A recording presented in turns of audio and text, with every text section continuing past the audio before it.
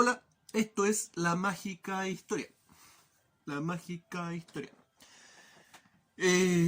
Vamos a seguir con el curso de magia y lo vamos a concluir, lo vamos a cerrar. Pero me voy a demorar.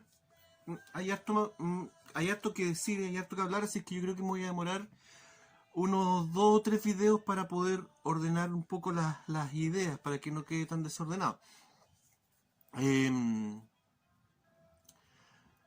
Hoy día, ahora quiero hacer un resumen un poco de lo que ya hemos hablado, eh, por 2 razones: para la gente que está recién viendo estos videos y para ordenarlo un poquito, porque me he dado cuenta de que todos estos conceptos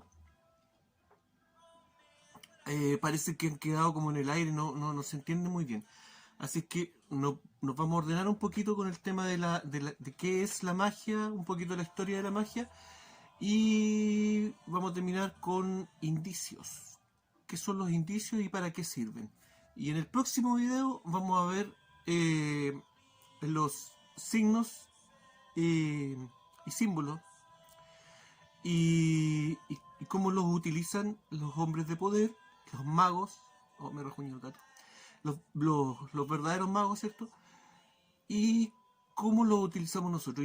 Y a lo mejor hacemos un tercer video donde vamos a concluir este asunto viendo cómo a lo mejor podemos utilizar nosotros este conocimiento y cómo los maestros nos han enseñado este asunto, pero tal vez no hemos sabido interpretar las lecciones de los maestros.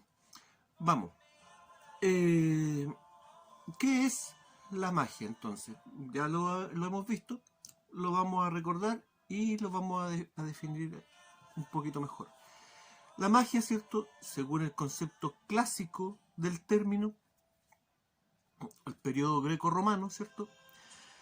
Es la unión de ciencia, arte y religión, ¿cierto? Estas 3 cosas unidas nos entregan un conocimiento, ¿cierto? Que está relacionado con cuerpo, mente y alma. Un conocimiento que se aprende, ¿cierto? Se piensa, ¿cierto? De forma lógica, pero también se siente, ¿m? Y se experimenta físicamente. Cuando unimos estos 3 conceptos, en ese momento recién aprendemos algo nuevo, ¿cierto? Adquirimos un conocimiento, una certeza. Y este conocimiento es la magia. Y este conocimiento aplicado, de forma aplicada, ¿cierto? Es la magia. Y el que lo utiliza es un mago, obviamente. Ok, ya está listo, está claro, ¿cierto?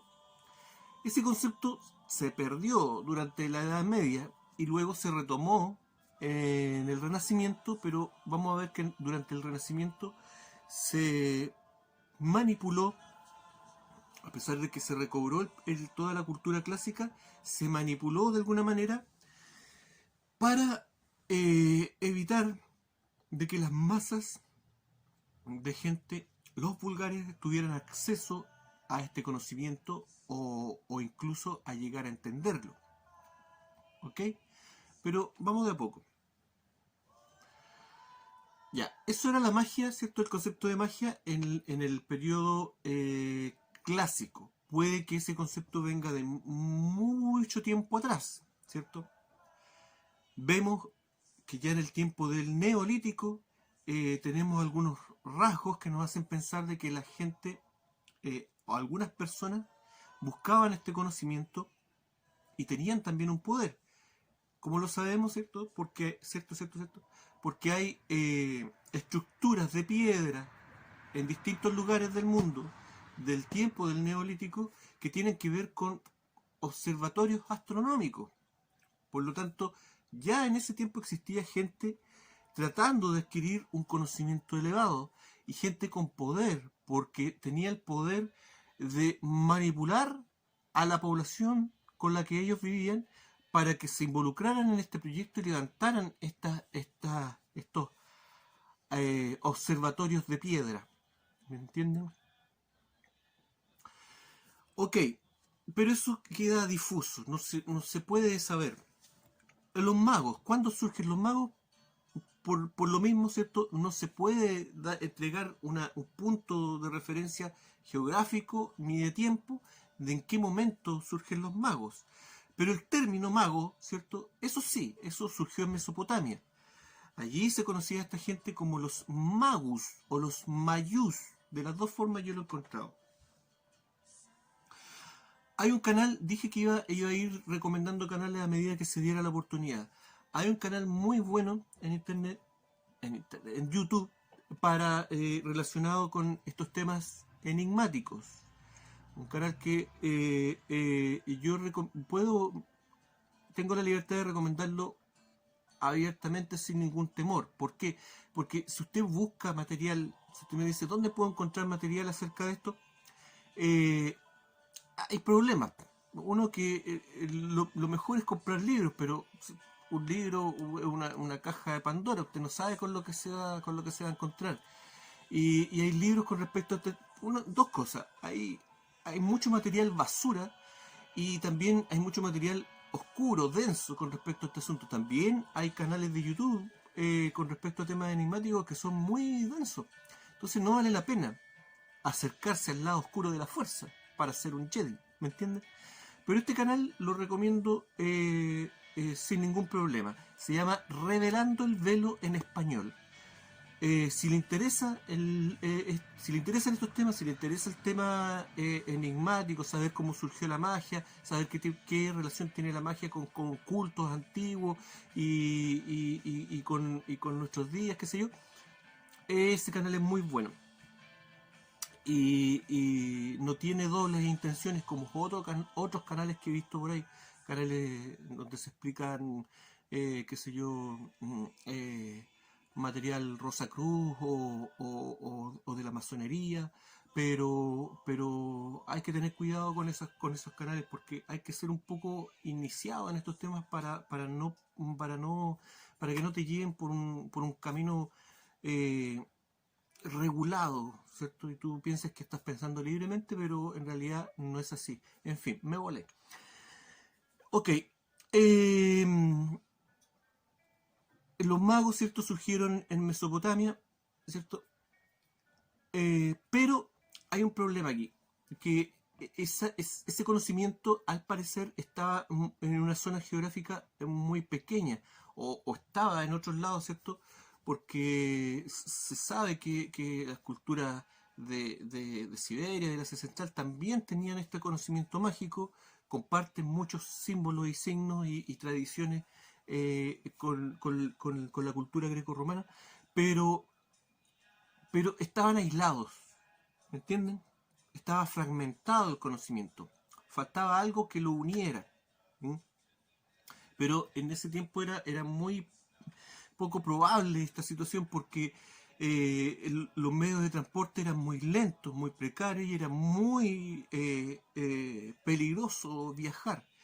Entonces, los libres pensadores, los magos, buscaban las grandes metrópolis, se asentaban allí también por el tema de las bibliotecas, ¿cierto? Buscando las bibliotecas, buscando siempre este conocimiento.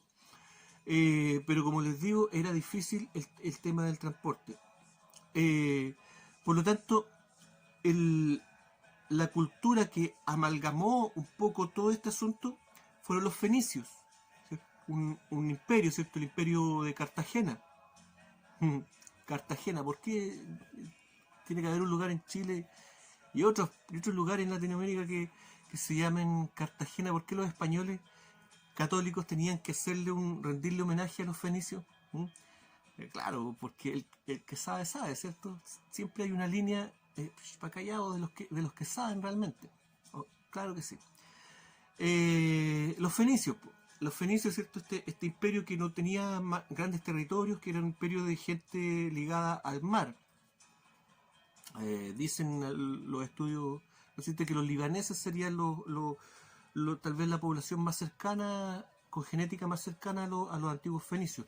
En fin, están las pruebas, los datos son precisos, pero las interpretaciones de las pruebas de ADN, eso puede ser, depende de quién lo haga. Yo tomo mucho en cuenta los estudios de ADN pero me queda claro de que la interpretación de sus estudios muchas veces deja mucho que desear. En fin, el tema es que los fenicios, ¿cierto?, tenían toda una cultura marítima y transportaban cosas, viajaban. ¿Qué tan lejos llegaron los fenicios con sus barquitos? ¿Qué tan lejos viajaban? No se sabe. Hay teorías que dicen que los fenicios habrían llegado a América, otras teorías que dicen que hay vestigios fenicios en Australia, por ejemplo. En fin, pero no se sabe hasta dónde pueden haber llegado en realidad. Pero sí se sabe de que donde llegaban no levantaban grandes ciudades, pero sí levantaban algunos puertos y esos puertos muchas veces se mezclaban las culturas fenicias con la cultura nativa del lugar. Un ejemplo de eso es la cultura tarteso al sur de España, ¿cierto? Entonces mezclaban la cultura y obviamente mezclaban la religión, las tradiciones esotéricas y de esta manera a través de estos pueblos marítimos se fue expandiendo un poco este conocimiento mágico. Pero siempre esto se fue eh, eh, heredando de una manera sigilosa, misteriosa, ¿cierto? Siempre con un secretismo en estos temas. ¿Por qué? Porque siempre los magos fueron perseguidos. ¿Por qué? ¿Por cuál poder? por un poder que rivalizaba con la magia. Por ejemplo, en Egipto, ¿cierto? En Egipto había magos, hablemos del antiguo Egipto. Eh, en un principio no. Habían sacerdotes de escuelas de misterio, escuelas mistéricas, ¿cierto? Sacerdote. ¿Y cuál es la diferencia entre un sacerdote y un mago? ¿Cierto? ¿El conocimiento que tienen? No, porque el conocimiento que tiene un sacerdote con el conocimiento que tiene un mago es muy parecido, casi idéntico, son casi espejos. ¿Cuál es la diferencia entonces? La diferencia está en que ¿de dónde proviene ese conocimiento? En la religión, el conocimiento proviene de Dios o de los dioses. Estamos hablando todavía del periodo antes del cristianismo, ¿ok? Por lo tanto, si hablo de religión, no me refiero a la religión moderna, obviamente. Entonces, proviene directamente de Dios, ¿cierto? Los sacerdotes tienen un teléfono, un walkie-talkie para hablar con Dios, atraerlo de alguna manera, ¿cierto? Y sacarle sus secretos al propio Dios, ¿me entienden? De esa religión. A todo esto, no, lo voy a decir más adelante. Bueno, en el antiguo Egipto este conocimiento comenzó a filtrarse de alguna manera y a llegar a personas más comunes. Y estas personas, aprovechando este conocimiento, se transformaron en magos que trabajaban para la gente común. Y comenzaron a rivalizar con los sacerdotes. O sea, el campesino que tenía su parcelita de trigo, ¿cierto? Ya no sentía la necesidad de ir a entregar, ¿cierto?, su porcentaje de grano al templo. ¿Para qué? Si tenía un mago cerca que por mucho menos a lo mejor le daba los mismos favores. Entonces, ahí, cuando los sacerdotes se percataron de esta situación, ¿cierto? Había un poder ahí, obviamente aplastaron a los magos. Entonces, esto se volvió a repetir una y otra vez en la historia. Por lo tanto, los magos sabían que había un poder sobre ellos que nunca los iba a dejar tranquilos. ¿Me entienden? Estaba esa amenaza por sobre los magos. Por lo tanto, los magos tenían la necesidad de buscar un poder que los protegiera. ¿Qué poder podía ser ese? La monarquía, ¿cierto? Los reyes. Entonces, los reyes, que en un principio necesitaban de los sacerdotes, ¿cierto?, para obtener el favor divino, comenzaron a mirar también a los magos, ¿cierto? ¿Me entienden? Hasta la época victoriana, ¿cierto? En Inglaterra, todavía la reina Victoria todavía utilizaba magos muy famosos. En fin, entonces siempre los magos trabajando para la monarquía. Vendían ofrecían su servicio a cambio de protección. En la historia, ¿cierto? En la tradición mistérica, eh, una de las primeras asociaciones en ese sentido que está registrada entre comillas, es la sociedad de el rey Salomón, eh, que fue un rey justo, blanco, benevolente, hasta que se le ocurrió levantar el templo, ¿cierto? El templo de Salomón. Y para eso buscó ayuda de mucha gente, y entre ellos los fenicios, ¿cierto? Y los fenicios le mandaron a su constructor, a su mejor constructor, a su mejor mago en construcción, este señor Hiram, que en la tradición masónica es pero un profeta, ¿cierto?, importantísimo. Y la historia de este caballero de que llega a ayudar a Salomón, pero sin embargo llegan 3 asesinos y lo matan, y Salomón se impacta con esta situación y va a vengar este asunto. Bueno, Salomón él tiene que haberlo mandado a matar, pues obviamente se quedó con el conocimiento de este señor. Pero esa historia es muy importante para la masonería, por lo menos para los grados más bajos. Y bueno, de ahí en adelante ya el rey Salomón fue un rey mago, ¿entienden? Ya con este conocimiento de poder invocar dioses y demonios para su finalidad. Hay grimonios de escritos, se supone, por Salomón, ¿cierto? Estos listados de demonios, qué sé yo. Pero todo eso es parte de una tradición enigmática. Ahora, en la verdad, posiblemente el rey Salomón nunca existió, o a lo mejor está basado en un personaje distinto del que nos ofrece la Biblia y la tradición masona, ¿me entienden? En fin, pero eso es otro tema, es otra discusión. O posiblemente existió de esa manera. Pero yo creo que en la tradición hebrea se adjudicó, ¿cierto? El Antiguo Testamento se adjudicó personajes que provenían de otras culturas. Pero en fin, nos estamos saliendo del tema. Eh, Perdón. Eso es un poco el tema de cómo se unieron, un ejemplo de cómo se unieron, ¿cierto? Esta sociedad de magos y reyes. Muy bien. Pasa el tiempo y los reyes comienzan, así como antes les molestaban los sacerdotes, que le estaban constantemente diciendo a los reyes qué tenían que hacer, y quitándole, mordisqueándolos, quitándoles poder. Bueno, posteriormente los magos también estaban en esa situación, y los reyes definitivamente decidieron adjudicarse ellos mismos ese conocimiento mágico y convertirse en reyes magos, así como Salomón. ¿Me entienden?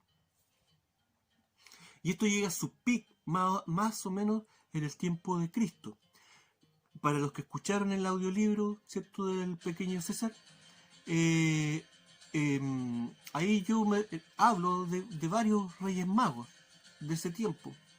Estaba bien diseminado el asunto. Teníamos reyes magos, tradiciones de reyes magos en Armenia, que era un imperio en ese tiempo, una región bastante grande, no como ahora, en Capadocia, ¿cierto? Eh, en Israel también, ¿cierto? El rey Herodes también practicaba la magia. En el imperio indocita al norte de la India, ¿cierto? Eh, em, Entre los árabes nabateos, ¿cierto? Veíamos en el final del libro los tres reyes magos, obviamente. Bueno, se disemina este asunto de los reyes magos, y comienza a surgir un poder ya rivalizando con la religión. Anteriormente, en Grecia, los magos también estuvieron presentes ayudando a los reyes, pero en el caso de Grecia, a los magos se les conocía como filósofos, ¿cierto? el estudio del pensamiento. ¿De cuál pensamiento? ¿Del hombre? Lo voy a dejar ahí. Pero el tema es que los tres filósofos más importantes de Grecia, ¿cierto? Hablemos de Sócrates, Platón y Aristóteles, ¿cierto? ¿Ah? Maestro, aprendiz y aprendiz. Estos tres personajes eran magos, trabajaban con la ciencia, ¿cierto? Aportaron muchas cosas relacionadas con la ciencia, relacionadas con la política, relacionadas con distintos ámbitos del saber. Pero ellos obviamente no eran científicos, tampoco eran sacerdotes, ¿me entiendes? Eran magos que trabajaban para sus reyes, y como trabajaban para sus reyes, crearon una filosofía, ¿cierto? Un conocimiento, un pensamiento dividido para la monarquía y otro para la plebe. Sí, pues, busque material acerca de los filósofos griegos y se va a sorprender lo poco correcto políticamente que eran, lo chocante que eran sus líneas de pensamiento con respecto, por ejemplo, a la esclavitud, a temas, por ejemplo, de crear machismo y feminismo dentro de la población común para dividir a la población para que los reyes pudieran gobernar más fácilmente. ¿Les suena eso?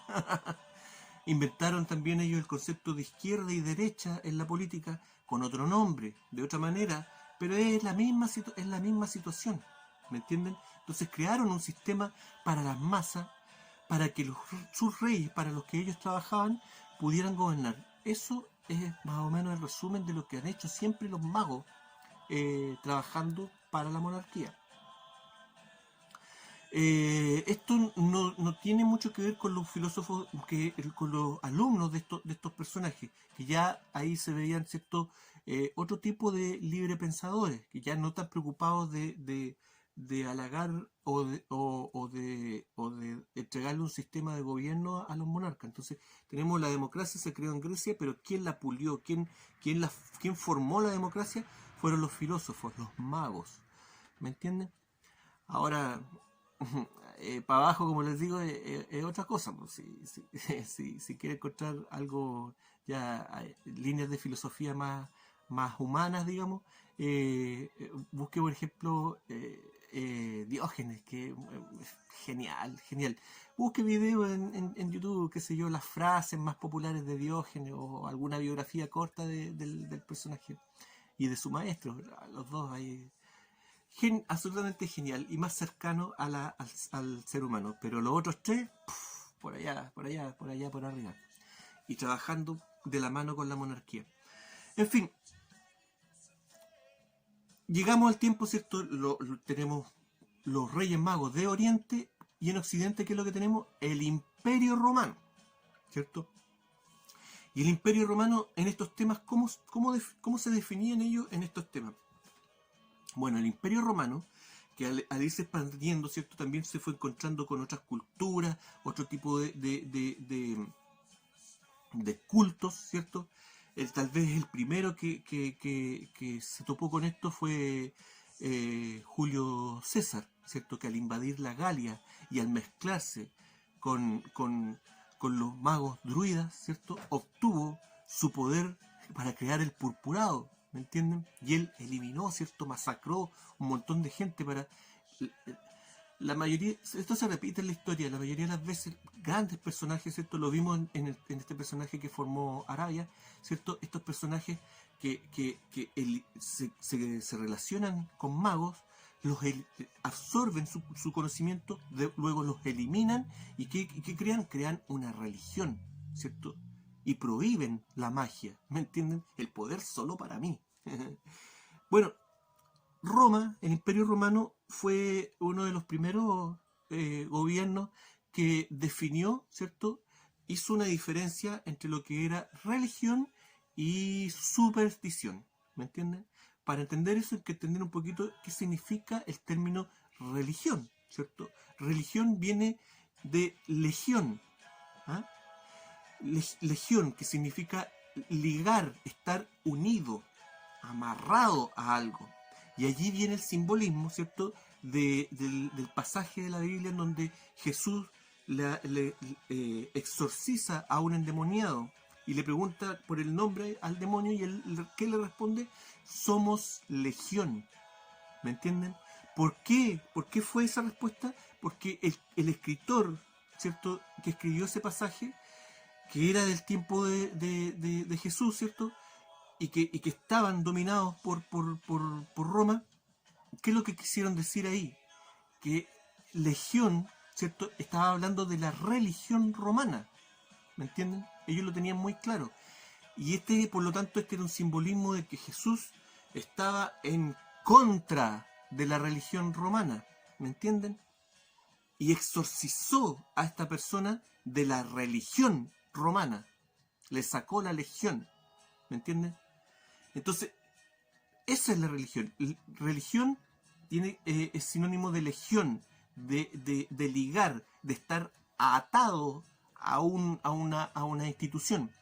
Y religión es simplemente reatar. O sea, ¿cómo se dice? Ensalzar el término, simplemente, una redundancia. Religión, ¿cierto? Y superstición es lo que está debajo de la religión. Entonces, cuando los romanos conquistaban un territorio nuevo, ¿cierto?, lo que ellos llevaban era religión y lo que estaba, las tradiciones que estaban en ese territorio era supersticio, religio y supersticio. En fin, pero ahí estaba el poder, el poder religioso ya no estaba en Egipto, estaba en Roma, en el Imperio Romano, y el Imperio Romano, ¿cierto?, rivalizaba con el otro conocimiento de los Reyes Magos, ¿cierto? ¿Hasta cuándo duró esto? Bueno, Roma trató de conquistar los pueblos bárbaros, pero nunca lo consiguieron. Nunca pasaron más allá de Alemania. Pero hubo una revolución que sí lo consiguió, y que fue el nacimiento del cristianismo. ¿Me entienden? Entonces el cristianismo, ¿cuál era la diferencia con la religión del Imperio Romano? Fue que el cristianismo abarcó todas las liturgias religiosas y la concentraron en una sola religión, ¿cierto?, monoteísta. Eliminaron, la religión estaba fragmentada, ¿cierto?, y esto le servía a los emperadores también un poco para poder controlar a la religión. Pero cuando ya no estuvo fragmentada, ¿cierto?, y todos tiraron para un solo lado, y sobre todo para un solo Dios, esto se volvió poderoso, se volvió un poder que los emperadores romanos no pudieron controlar, ¿cierto?, hasta que finalmente Roma tuvo que cristianizarse. Y eso marca el quiebre, y eso marca también un poco lo que podría ser, yo sé que estoy hablando una tontera con esto, pero viéndolo desde este punto de vista, eso marcaría en lo que sería el inicio de la época medieval, porque había un cambio, ¿cierto?, un cambio de pensamiento, de filosofía, ¿ok? Y los reyes magos, a medida que avanzaba el cristianismo, tuvieron que cambiar sus liturgias bárbaras, por decirlo de alguna manera, por las liturgias cristianas. Y se fue perdiendo el conocimiento mágico del periodo clásico, ¿no? Y el mundo comenzó a caer en una etapa de ignorancia. ¿Entienden? No estoy diciendo de que el conocimiento religioso sea sinónimo de ignorancia. No, lo que estoy diciendo es que se perdió conocimiento, ¿me entienden? Se mantuvo la religión, creció en poder, pero se perdió todo lo demás, ¿me entienden? No estoy diciendo que una cosa quite la otra, pero se perdió mucho conocimiento científico, ¿cierto? Los librepensadores fueron perseguidos más que nunca, ¿ah? Hasta que se inventó, por ejemplo, la Inquisición, que la Inquisición no quemaba brujas ni brujos, lo que quemaban, o mataban, eran librepensadores, ¿me entienden? Y caemos en este tiempo en donde todo retrocede, el nivel de vida baja, incluso bajan los ejércitos, porque ya baja incluso la cantidad de población en el mundo, ya lo hablamos, y todo esto sigue ¿hasta cuándo? Hasta el Renacimiento. Pero ¿cuándo sucede el Renacimiento? ¿Cuándo se da la posibilidad de resurgir la cultura clásica después de la caída de Constantinopla, ¿cierto? Del imperio, la capital del imperio bizantino, ¿cierto? En el 1400 y tanto, que ya era solamente la ciudad y un poco de territorio alrededor, pero todavía existía el imperio bizantino. Cae, ¿cierto? Y los sultanes musulmanes y comienza el imperio bizantino, el imperio otomano, perdón, comienza a emerger, ¿m? Y detiene, divide, ¿cierto? Cierra, clausura la ruta de la seda, importantísima para los magnates italianos, europeos en general. Por lo tanto, había que buscar otras rutas, ¿cierto? Ya sabemos lo que pasó. Y comienza este periodo, ¿cierto? De conquistadores, ¿cierto? Y descubridores, ¿me entienden? Algo muy parecido a lo que en la antigüedad era los fenicios. Y se da ahora el fenómeno al revés. Los fenicios exportaban conocimiento y lo mezclaban con otras tribus, y ahora los conquistadores iban e importaban este conocimiento enigmático hacia Europa, lo traían de vuelta, ¿entiendes?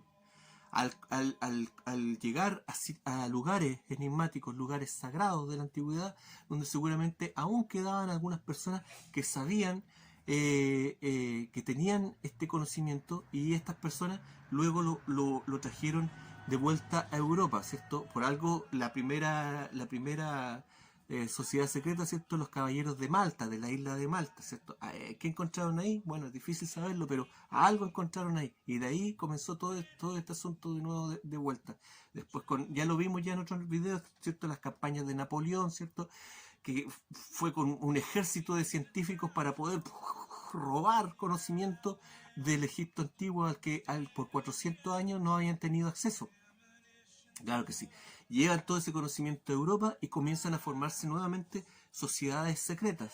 Empiezan los clubes de todo y la masonería, los Illuminati, todo este asunto. Todos querían una parte de la torta, y comienza el proceso de nuevo a revertirse este proceso. Comienza el Renacimiento, comienzan a surgir, ¿cierto?, las sociedades científicas, entre comillas, pero que no lo son. Son magos que se pusieron de acuerdo para definir: esta es la historia, esta es la ciencia, esta es la biología, esta es la religión. ¿Cuál es la nueva religión? La filosofía. Vamos a publicitar el ateísmo. Eso lo vamos a ver más adelante. Yo creo que vamos a explicar un poquito mejor cómo se dio todo ese proceso. Pero poco a poco se está dando este proceso al revés, ¿cierto? Los magos nuevamente, renacen los magos y comienzan a tener relaciones también ahí, a pololear con la monarquía nuevamente, pero al mismo tiempo, esta vez los magos saben que la llevan, se aseguraron de que poco a poco le vamos a ir quitando el poder a la religión, y así no tener que estar en la clandestinidad.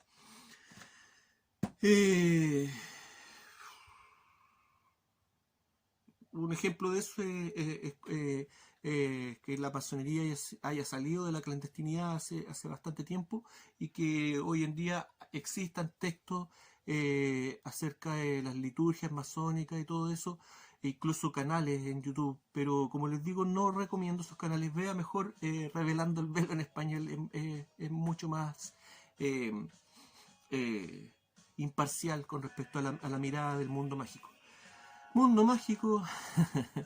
En fin, eso era un poquito, ¿cierto?, el resumen de la historia de la magia y todo este asunto. Y cómo hoy en día los monarcas nuevamente están tratando de separarse, de quitarse de encima a los magos, ¿cierto? Y vemos hoy en día esta lucha de poderes grandes. De la religión, que está cabizbaja, absolutamente controlada hoy en día. El Vaticano está absolutamente controlada por los magos. Hoy en día el Vaticano es dirigida por un mago. El poder monárquico, ¿cierto?, por otro lado, y el poder de los propios magos, ¿cierto? El globalismo, que quieren también independizarse, no depender de los reyes, y los reyes no quieren depender de los magos. Y todos estos grupos quieren crear un dios propio, ¿cierto? Ya reemplazar el dios y crear uno y decirle al mundo, este es Dios, ¿cierto? Pero por mientras aún se promociona el ateísmo o el falso ateísmo, ¿cierto? Hay muchas personas que se dicen ateas, las de la cúpula, pero realmente no son ateas. Eso también lo vamos a ver después, no vamos a complicar más en ese asunto. Eh, no vamos a alcanzar a ver el tema de los indicios. Para no tener, voy a hacer otro video para no tener que estar haciéndolo apurado, para hacerlo más relajado. Pero vamos a avanzar en este asunto.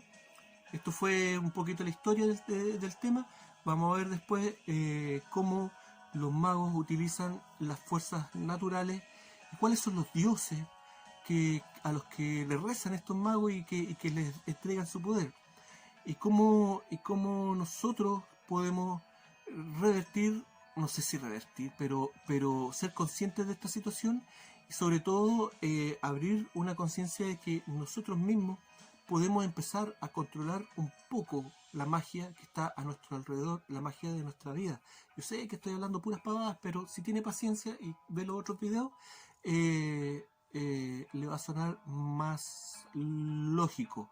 Mal no le va a hacer. Puede que encuentre algo que le sirva. Gracias. Esto fue La Mágica Historia. Que estén todos súper bien. Cuídense en estas fechas donde algo pueden hacer.